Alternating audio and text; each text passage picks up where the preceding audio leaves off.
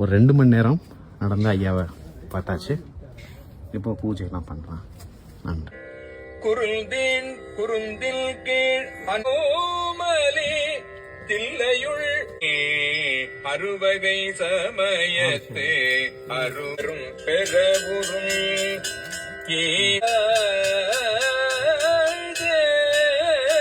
தௌவி ஆண் என தோன்றிய கடைமுறையும்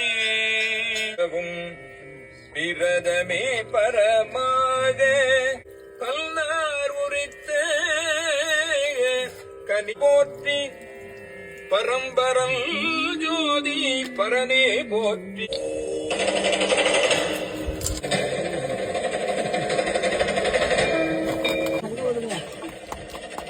சாமி